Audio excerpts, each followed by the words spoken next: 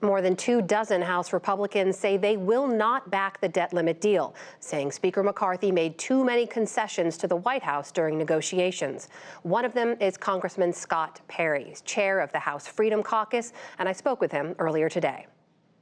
Congressman Perry, welcome and thanks for joining us. So assuming a majority of the Democratic caucus will end up supporting this bill, you would need a significant chunk of your conference to be able to sink it.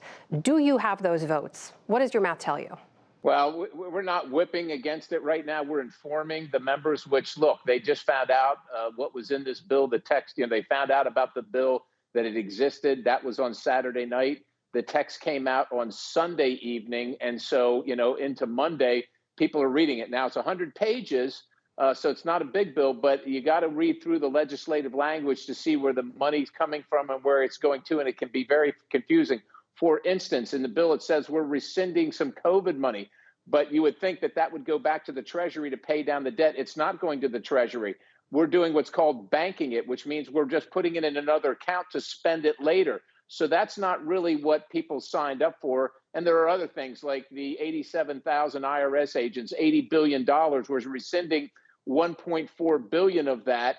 Essentially or ostensibly, we're told to stop the IRS from hiring more people to investigate Americans. But they keep basically the $78.6 billion that they have in the bank that was given in a lump sum appropriation that they can spend at any time. So it really doesn't stop anything. And so those are the things that members are finding out about. And when they find out about them, they say, well, I didn't sign up for this. I'm not voting for this. Well, you've made very clear you don't support this bill. And as we all know, any member of the Republican conference can move forward with a motion to vacate and remove Speaker McCarthy from the speakership. If you don't have the votes to sink this bill and the bill does move forward, would you move to remove Speaker McCarthy? Well, we're going to have that discussion after this is done, Amna, but we're not done yet. This is in Rules Committee. There still might be amendments in the Rules Committee. It still might not pass on the floor. And so I'm never willing to really handicap those kind of things because you can get out ahead of your skis pretty quickly and then it's hard to reel things back in.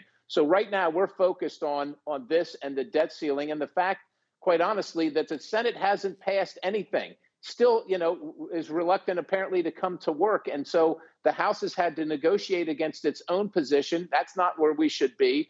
We have passed a bill in the House of Representatives to deal with this. We think it's high time that the Senate passes something, even has a hearing or even marks up, writes the bill text of a bill down that they can pass before we keep asking House members, what are you willing to give up to not have this circumstance on this debt that where we are right now?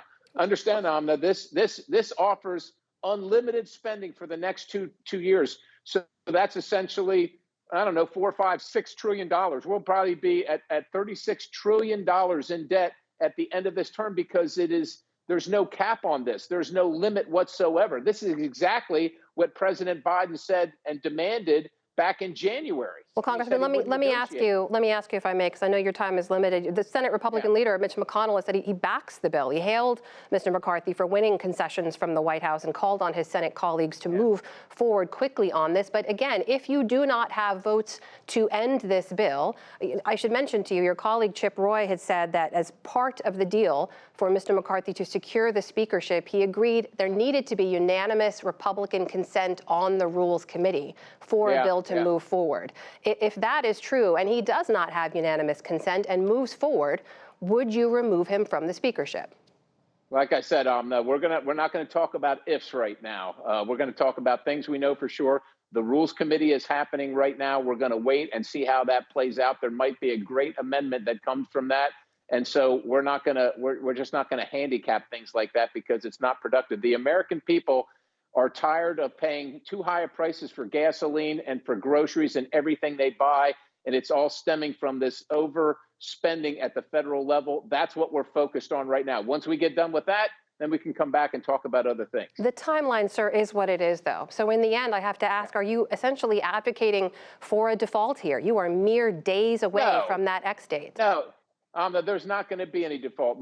First of all, number one, Janet Yellen has no credibility in this. She started helping out the inflation rise to the level it is when she was at the Fed.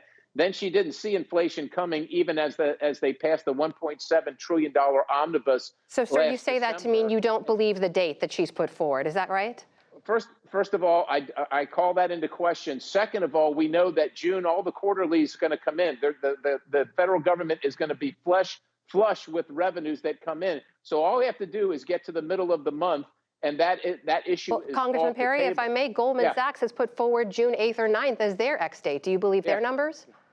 They might be correct. I don't know. But again, we can stop all this with rescissions. We could claw back the COVID money, all of it, and put it towards the debt. We can claw back all that $80 billion for the IRS and put that towards the debt immediately. We can do that right tonight in the Rules Committee and change the trajectory of all this. And that's kind of stuff we're looking for, so that we provide some space to negotiate and where the Senate can actually pass a bill.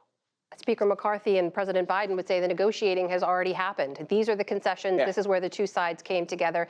And they would point out you don't have the votes to kill this bill. What would you say to that? Well, that might be true, but the only way we're going to find that out is to see the bill. But these are folks that haven't even passed the bill. First of all, President Biden isn't in the legislature. He doesn't pass any bills. And we know that this has to go before the Senate. And why does everybody assume that the Senate is just going to pass this? Just because Mitch McConnell says so, it doesn't mean that maybe Democrats are unhappy over there. Certainly Republicans probably aren't thrilled over there. Once again, the Senate hasn't done its job, and for there to be any real negotiation between the two sides and the two parties, it requires the Senate to pass a bill. Republican Congressman Scott Perry of Pennsylvania, chair of the House Freedom Caucus, thank you for making the time to join us today. Thank you. I appreciate it.